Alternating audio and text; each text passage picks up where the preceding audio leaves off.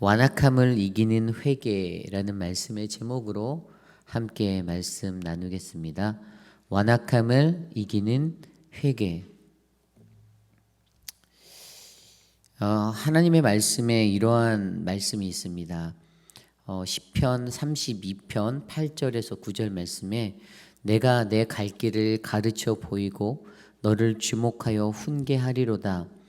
너희는 무지한 말이나 노새같이 되지 말지어다. 그것들은 제갈과 굴레로 단속하지 아니하면 너희에게 가까이 가지 아니하리로다. 아멘. 시편 32편의 저자가 인간들의 모습, 우리들의 모습을 가지고 노새 같은 고집을 버려야 한다라고 설명합니다. 노새같이 되지 말라. 노새, 그 동물로 표현된 이 노새도 자기의 일하는 것에 대해서 어느 정도 연륜이 쌓이면 고집이 강해진다라는 거예요. 그래서 노새와 같은 고집을 버려야 한다라고 설명합니다. 인간이 세상에 살아가는데 고집이 없을 수 없죠. 그냥 목회자인 저도 마찬가지고 누구나 다 고집은 다 있는 것 같습니다. 그런데 그 고집의 정도가 어느 정도냐에 따라 이것이 하나님을 믿는 것, 우리가 예수를 바라보고 예수를 믿고 살아가는 것에 있어서 굉장히 큰 장애물이 될 수 있다라는 사실은 우리 모두가 인정하셔야 합니다. 내게는 어떻게 보면은 신조인 것 같고 나의 기조인 것 같고 내 안에 신념인 것 같은데 때로는 그것 때문에 그것이 교만이 되어서 하나님을 올바르게 바라보지 못하게 만드는 그런 어두운 눈에 잠기게 만듭니다. 그래서 인간이 가지고 있는 완악함이 사실은 저나 여러분 우리 모두가 일평생을 가지고 싸워내야 할 그러한 숙제입니다. 오늘 나의 모습은 어떻습니까? 오늘 여러분들의 모습은 어떤가요? 여러분들은 어떠한 모습으로 하나님 앞에 서시고 계십니까? 행여라도 내 안에 보이는 어떠한 완악함의 부분들이 있다라면 그 완악함의 부분을 오늘 하나님 앞에 내려놓고 회개하여 내가 하나님께 더욱더 가까이 나아갈 수 있는, 가까이 설 수 있는 그러한 존재가 될 수 있도록 기도하는 우리 모두가 되기를 간절히 소망합니다. 오늘 레위기 26장 14절에서 26절까지의 말씀, 이 말씀은 어제 우리가 수요 저녁 예배 때 살펴보았던 본문의 순종과의 반대의 불순종에 관해서 이야기하고 있어요. 근데 이 불순종으로 말미암아 이루어진 하나님의 심판들에 대해서 세 가지의 모습을 설명해 주고 있는데요. 그런데 여기에서 유독 눈에 들어오는 두 구절이 있습니다. 18절과 23절입니다.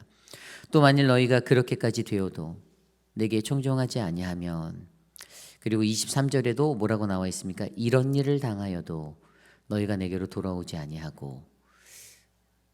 두 센텐스가 들어오잖아요. 첫 번째 눈에 확 들어오는 게 그렇게까지 되어도라는 단어였어요. 그렇게까지 되어도. 심판을 받고 그렇게까지 되어도. 그런데 어떻게 해요? 그때에도 내게 청종하지 않으면, 그렇게 말씀하십니다. 그리고 23절에 이런 일을 당하여도, 그렇게 험한 하나님의 심판을 받아도, 그렇게 당하여도 너희가 내게로 돌아오지 아니하면이다 라고 설명하십니다. 인간이 가진 완악함이 얼마나 강팍한지를 보여주고 있습니다. 그렇게까지 되어도, 이런 일을 당하여도 바뀌지 않고 변하지 않는, 여러분 그것은 신념이 아니고 지조가 아니고 고집입니다. 하나님께 치임을 당하고 사람들과의 관계 속에서 깨어짐을 당하고 연약함을 바라봄에도 그렇게까지 되어도, 이런 일을 당하여도 회개하지 않는다라면 그것은 우리의 완악함입니다. 그렇기 때문에 오늘 말씀을 통해서 하나님이 말씀해 주시는 것은 하나님께서 진노를 내리시고 진노를 통하여서 치심을 통하여도 바뀌지 아니하는 인간의 마음, 그것을 완악한 마음으로 우리가 이해해야 하고요. 그 완악한 마음이 무엇입니까? 바로 불순종에서 기인하였다라고 설명하고 있습니다. 오늘 공통적으로 이 세 가지의 심판의 양상, 첫 번째로 질병과 그다음에 수학의 약탈과 전쟁의 패배, 그 다음에 가뭄과 빈약한 추수, 그 다음에 쇠락과 연병과 기근을 초래하는 전쟁, 이 세 가지의 것들 가운데서도 동일하게 한 가지 통하는 게 바로 내게 청종하지 아니하면 14절과 18절과 21절에 나와 있는 내게 청종하지 아니하면이다라는 그 원인이 보이죠. 청종하지 않는다. 누구의 것들을 청종하지 않는 걸까요? 하나님의 말씀을 청종하지 않는 거죠. 그럼 불순종입니다. 그런데 그 청종하지 아니하는 마음이 어떻게 진화합니까? 15절 말씀에 나와 있어요. 내 규례를 멸시하며 마음에 내 법도를 싫어하여 내 모든 계명을 준행하지 아니하여 내 언약을 배반할진대. 하나님의 말씀에 청종하지 아니하는 불순종의 사람들의 단계가 나옵니다. 처음에는 멸시하는 마음이 생겨요. 아, 짜증나. 이렇게 되는 거죠. 멸시합니다. 별것도 아닌 게 뭐 말 같지 않은 소리 해. 이런 생각 갖는 거예요. 그런 마음이 틈타 들더니 그 다음에 어떻게 해요? 그 법도 싫어한다라고 막 이제 주신 법을 미워하는 거예요. 마음에 들어하지 않는 거죠. 그냥 싫어하는 거예요. 그랬더니 그것 때문에 그 다음 행동이 준행하지 않는다라고 기록되어져 있습니다. 행동하지 않는 거예요. 내가 마음도 싫어하는데 그걸 행할 필요가 없다라고 느껴버리는 거죠. 그리고 마지막에 배반해 버립니다. 이 불순종의 사람, 하나님의 말씀을 청종하지 아니하는 사람들의 이러한 양상입니다. 동일하게 이러한 모습들이 나타나요. 그것들을 싫어하는 마음이 마음에 가득 차고 행동하지 않고 결국에 배반하는 거. 하나님의 말씀 앞에서 나는 어떠한가 점검해 보시기를 부탁드립니다. 하나님의 말씀이 선포되어지고 들려질 때 뭐 저를 통해서 선포될 수도 있고 다른 어떤 목사님을 통해서나 또 다른 이웃의 성도, 내 동역자들을 통해서 그 말씀이 내게 들려올 때 그 말씀에 대한 내 반응이 만약에 멸시하는 마음, 그 법을 싫어함이 가득 차는 것, 그리고 준행하지 않음과 그러한 모습으로 흘러갈 때 그 모습은 결국에 하나님을 배반할 수 있는 자리에 놓이게 된다는 사실을 기억해 주셔야 합니다. 그런데 이러한 모습 가운데 하나님께서 여기서 청종하지 아니하다라는 것에 좀 더 깊이 있게 우리가 조명해 보면 좋을 것 같아요. 하나님께서 부어주시는 이 청종하다, 청종하지 아니하다. 청종하다라는 의미는 히브리어 샤마라는 단어예요. 이거는 뭐냐면 listen carefully예요. 근데 그냥 하는 게 아니라 듣고 이해하고 그것으로 행동으로 옮겨서 실천하는 것으로 연결되는 게 청종의 삶이에요. 그러니까 이 청종의 삶이라는 것은 반드시 내가 마음으로 이해해야 돼요. 그리고 그것을 행동으로 옮겨야 합니다. 실천적인 프랙티컬한 것까지 가야 되는 거예요. 내가 마음에 이해는 했는데 행동으로 가지 않는다? 그럼 청종한 거 아닙니다. 그렇기 때문에 청종함의 삶을 살아내는 것, 분명히 좀 전에 우리들의 불순종은 하나님께 순종하지 않고 청종하지 아니함, 그것은 하나님의 말씀을 온전하게 내가 소화해내지 못했기 때문입니다. 그것을 내가 이해하지 못하였기 때문이에요. 그랬더니 어떻게 해요? 행동으로 가지 않는 거예요. 반면에 그러지 못함으로 말미암아 싫어하는 마음, 준행하지 못함을 통해서 배반의 것들로 표현되어져서 흘러가 버리는 것, 하나님을 대적하는 자리에 서게 된다는 것입니다. 우리가 이것을 이해하셔야 합니다. 그리고 이러한 것들 앞에 하나님이 직접 심판하시겠다라고 말합니다. 오늘 말씀 17절, 19절, 22절, 24절, 25절에도 계속해서 내가 나도 너희에게 라고 표현하시면서 내가 너희를 심판할 거야, 그렇게 말씀하고 계십니다. 세 가지 심판에 대해서 보여주시는데 첫 번째 심판이 무엇입니까? 이 첫 번째 스텝의 심판은요, 폐병, 열병으로 눈이 어둡고 생명이 쇠약하게 될 것이다 라고 16절에 기록하셨습니다. 폐병과 열병 이미 우리들에게 다 온 것 같아요. 코로나 뭐 다 온 것 같아요. 그리고 눈이 어둡게 한다는 거, 이게 가장 무섭죠. 영적 소경이 된다는 것입니다. 사람들이 보아도, 눈으로 보아도 무엇이 진리인지 무엇이 거짓인지 구별이 안 되는 거예요. 그냥 모호해져 가는 거예요. 사람들의 판단력, 영적 판단력이 없어지는 영적 소경 상태로 간다는 것입니다.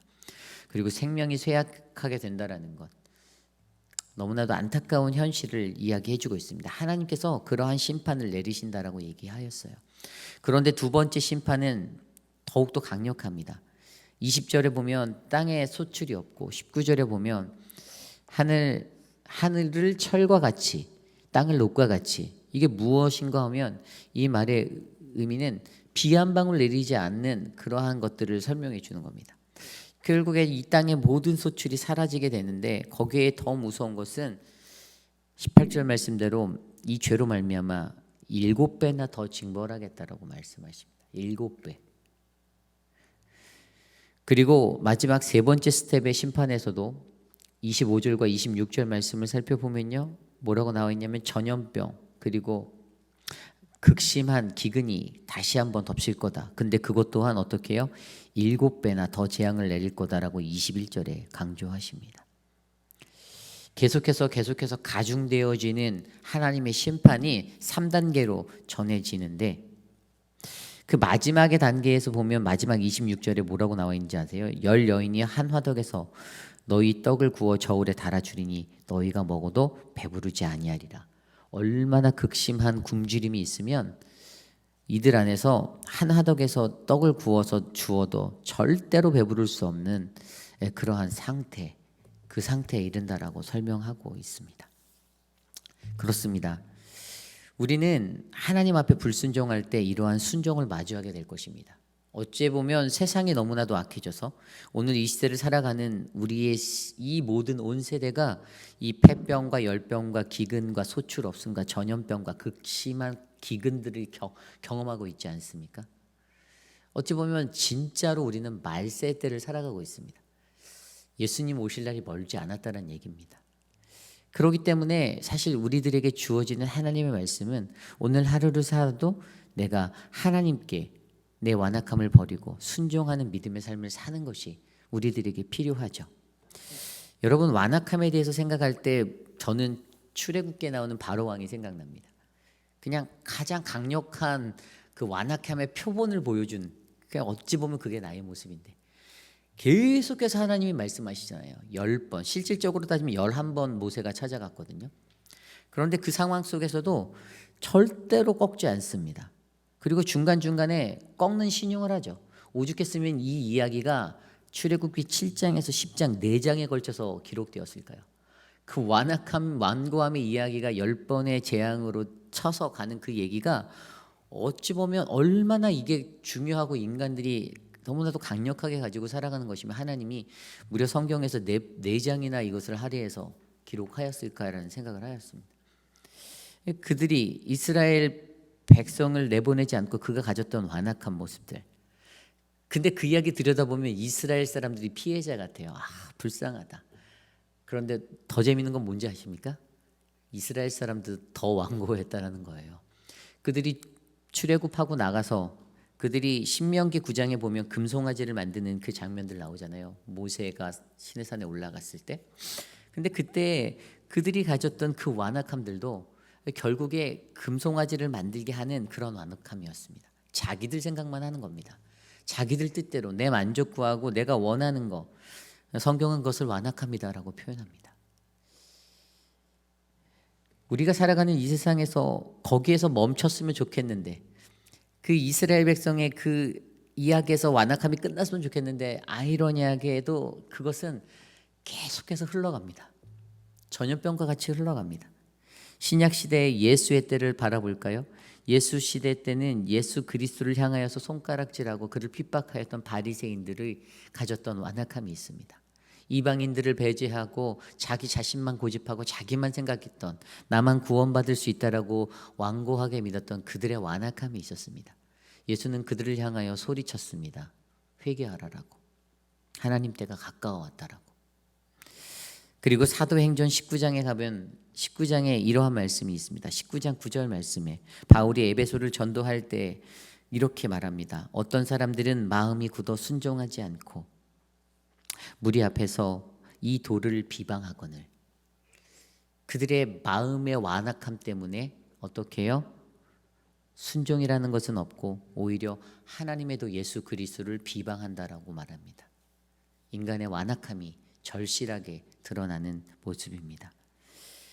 오늘 이 시대를 살아가는 우리들은 어떻습니까? 동일하게 우리들도 그 완악함 가운데 놓여져 있습니다.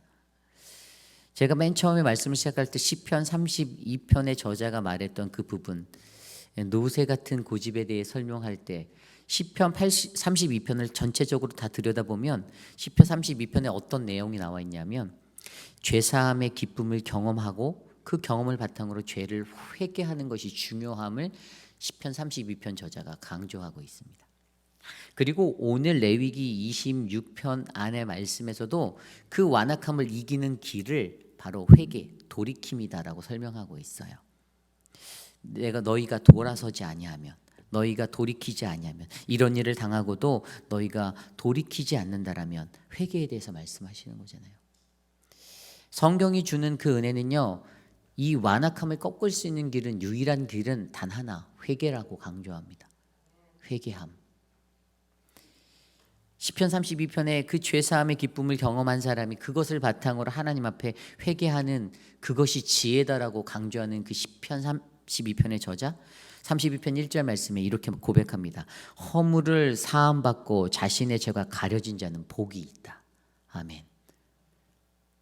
허물을 사함받은 거, 회개한 자를 말하는 겁니다. 그 자는 복이 있다라고 말합니다.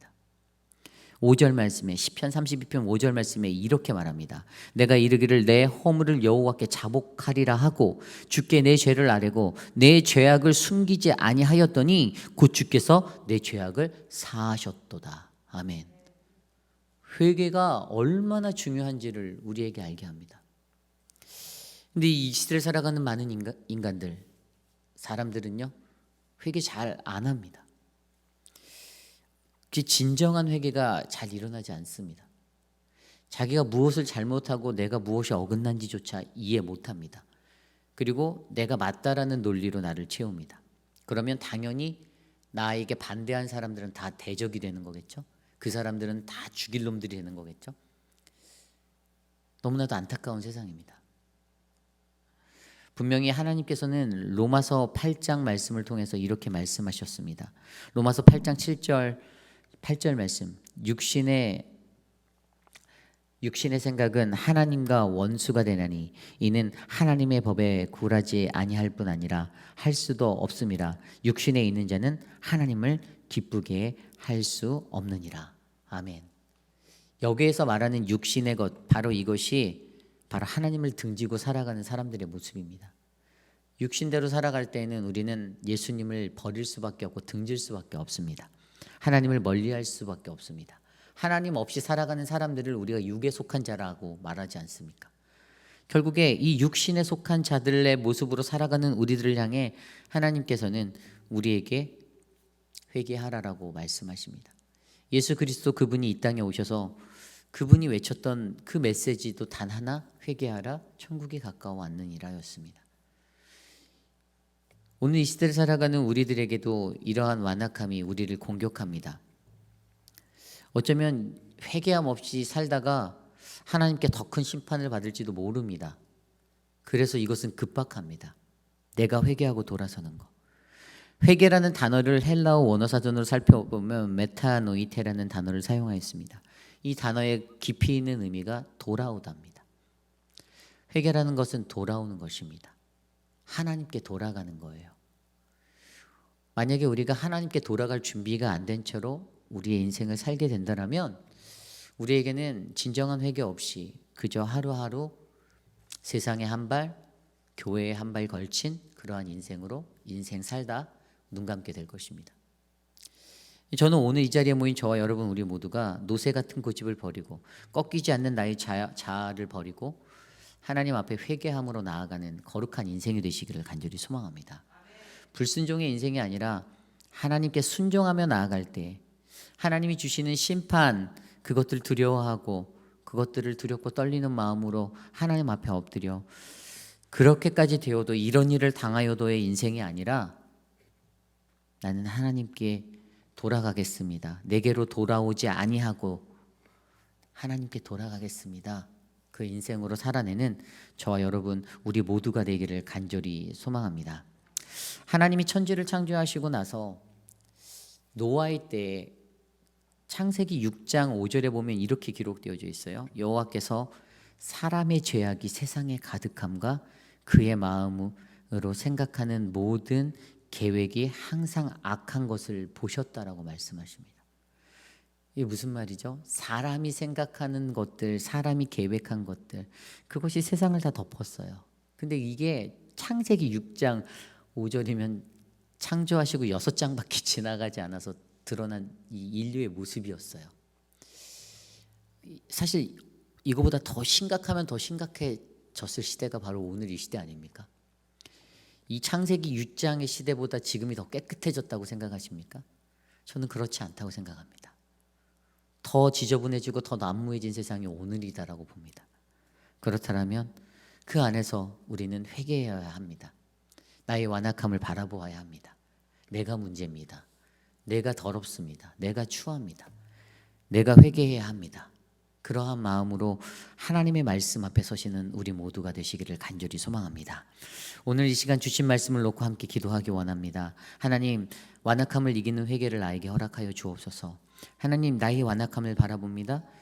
하나님, 나의 무지한 말과 노새 같은 고집으로 내가 살지 않게 하여 주시고, 하나님, 어떠한 것보다 하나님 앞에 순종함으로 나아갈 수 있는 그 은혜가 넘치게 하셔서, 하나님, 다른 어떤 사람들이 마음이 굳어서 순종하지 않고 예수를 비방하였던 모습이 아니라 나는 온전히 주님께 속한 자 되어 주님께 순종하며 살 수 있도록 인도하여 주옵소서. 이 시간 함께 기도드립니다.